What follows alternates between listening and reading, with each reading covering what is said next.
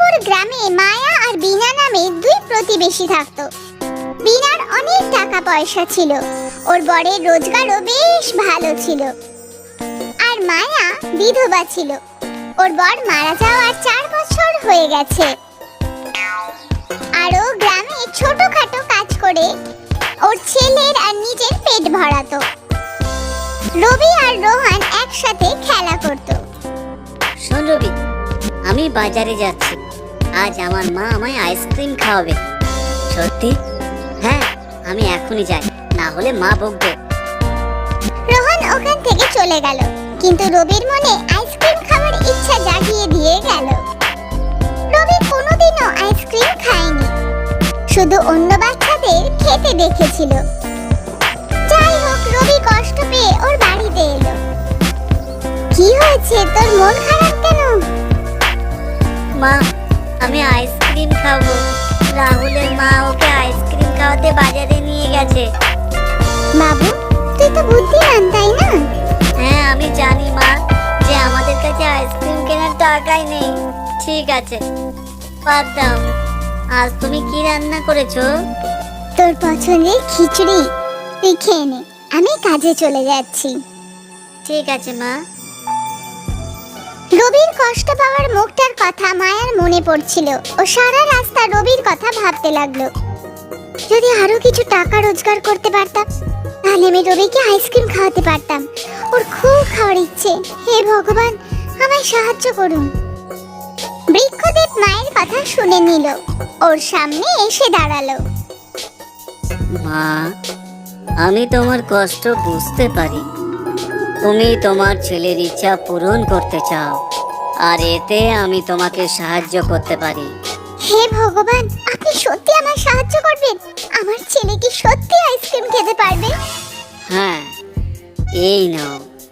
বৃক্ষদেব মায়াকে কয়েকটা বীজ দিল। এইগুলো তোমার বাগানে পুঁতে দাও।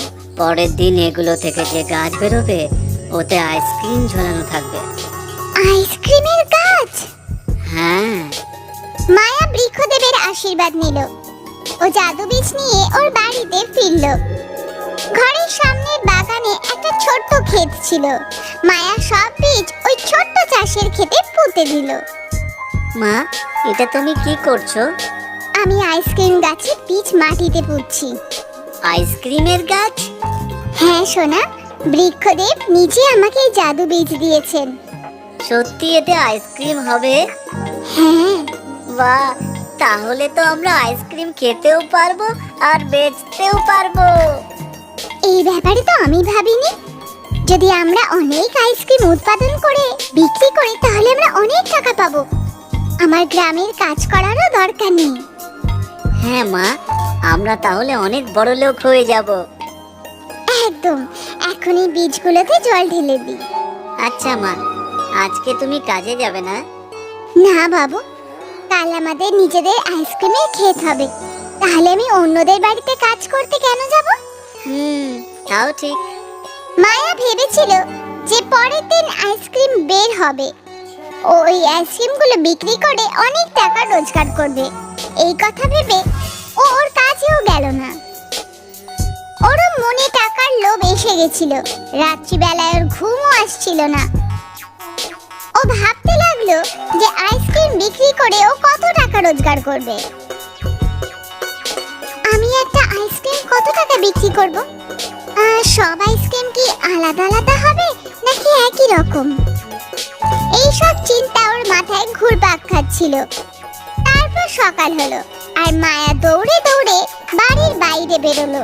আর ও ওর ক্ষেত দেখলো, তো ওখানে কিছুই বের হয়নি। আরে কি, বৃক্ষদেব তো বলেছিল ওগুলো জাদু বীজ। ওগুলো থেকে একদিনের মধ্যে আইসক্রিমের গাছ বেরিয়ে যাবে, কিন্তু কিছুই তো হলো না। মায়া হতাশ হয়ে পড়েছিল। রবিও বাড়ির বাইরে এলো, আর ওর মুখও শুকিয়ে গেল। মায়া রবির হাত ধরলো আর ওকে নিয়ে বেরিয়ে পড়লো। ও ওই গাছের কাছে গেল। বৃক্ষদেব, বৃক্ষদেব! বৃক্ষদেব এসে গেল। কি হলো মা, তুমি এত রেগে আছো কেন? আপনি কালকে আমায় জাদু আইসক্রিমের বীজ দিয়েছিলেন আর বলেছিলেন একদিনের মধ্যেই গাছ হবে, কিন্তু ওই বীজ থেকে তো কিছুই বেরোয়নি। এটা কিভাবে সম্ভব? মা, তুমি কি আমায় বলতে পারবে যে তুমি কি করেছো? আমি ওই বীজ আমার ছোট্ট ক্ষেতে পুঁতে দিয়েছি আর ওতে জলও দিয়েছি। তাও বেরোয়নি? অদ্ভুত তো। আচ্ছা, এই নাও নতুন বীজ। এবার নিশ্চয়ই আইসক্রিমের গাছ বেরিয়ে যাবে। মায়া ওই নতুন জাদু বীজ নিল আর আবার বাড়ির দিকে ফিরে গেল। ও আবার একবার ওর বাগানে ওই বীজ পুঁতে দিল আর ওতে জল ঢাললো আর অপেক্ষা করতে লাগলো। পরের দিন সকালেও ওখানে কোনো গাছ বেরোয়নি। এসব দেখে মায়া রেগে গেল আর রেগে গিয়ে বৃক্ষ দেবতার গাছের দিকে চলে গেল আর যেতেই কাঁদতে আর চিৎকার করতে লাগলো। বৃক্ষদেব, আপনি আমার দারিদ্রতার এরকম মজা ওড়াবেন আমি ভাবিওনি। শোনো মা, আমি তোমার সঙ্গে মজা করিনি। আমি তোমাকে সাহায্য করার জন্য তোমাকে এই জাদু বীজ দিয়েছিলাম, কারণ তুমি তোমার ছেলেকে আইসক্রিম খাওয়াতে চেয়েছিলে। আপনার দেয়া বীজ পুঁতে দিয়ে আমি কত স্বপ্ন দেখেছিলাম যে ওতে আইসক্রিমের গাছ হবে। আইসক্রিম বিক্রি করে আমি টাকা কামাবো আর বড় লোক হয়ে যাব। আমার লোকের বাড়িতে কাজ করার একদম দরকার হবে না। এটাই তোমার অন্যায় হয়েছে মা। তার মানে? মানে আমি তোমায় ওই বীজগুলো তোমার ছেলের ইচ্ছা পূরণ করার জন্য দিয়েছিলাম, কিন্তু তোমার মনে লোভ জন্মালো। তুমি আইসক্রিম বিক্রি করে টাকা কামানোর কথা ভাবলে। ওই জাদুর বীজ এই জন্যই বেরোয়নি, কারণ তোমার মন বদলে গেছে। যদি তুমি ওটা তোমার ছেলের ইচ্ছার জন্য পুঁততে, তাহলে আজ ওতে নিশ্চয়ই আইসক্রিম হতো। মায়া ওর ভুল বুঝতে পারলো। ভগবান আবার ওকে জাদু বীজ দিল। এইবার শুধু তোমার ছেলের ইচ্ছা পূরণ করার কথাই ভেবো। লোভ থেকে দূরে থেকো মা। মায়া ওই বীজ নিয়ে বাড়ি ফিরল। ও বীজ পুঁতে দিল, কিন্তু আজ আর ওর মনে কোনো লোভ ছিল না।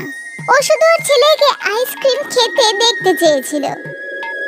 পরের দিন সকালে রবি বাড়ির বাইরে বেরোলো। তো এই দৃশ্য দেখে ও অবাক হয়ে গেল। মা, মা, আইসক্রিম বেরিয়েছে। মায়া উৎসাহিত হয়ে বাড়ির বাইরে এলো আর দেখলো একটা না অনেকগুলো গাছের আইসক্রিম হয়েছে। আর ওগুলো দেখে অনেক গরিব বাচ্চাদের জিভ দিয়ে লাল পড়ছিল। আরে বাচ্চারা, তোমরা আইসক্রিম ছিঁড়তে পারো? গরিব বাচ্চারা আর রবি আইসক্রিম ছিঁড়ে নিল আর খেতে লাগলো। সবার মুখে হাসি দেখে মায়া নিজের ভুল বুঝতে পারলো। আইসক্রিম বিক্রি করে তো শুধু টাকা পেতাম, কিন্তু এরকম হাসি পেতাম না। ধন্যবাদ বৃক্ষদেব, এই আইসক্রিমের গাছের জন্য, আমার বোঝানোর জন্য যে টাকাই সবকিছু না। আপনি আমায় লোভী হাওয়া থেকে বাঁচিয়েছেন। মায়াও একটা আইসক্রিম ছেড়ে নিল আর মা ছেলে দুজনে আনন্দের সাথে আইসক্রিম খেতে লাগলো। আর ওরা ফ্রিতে সবাইকে আইসক্রিম দিতে লাগলো। এই অসহ্য গরম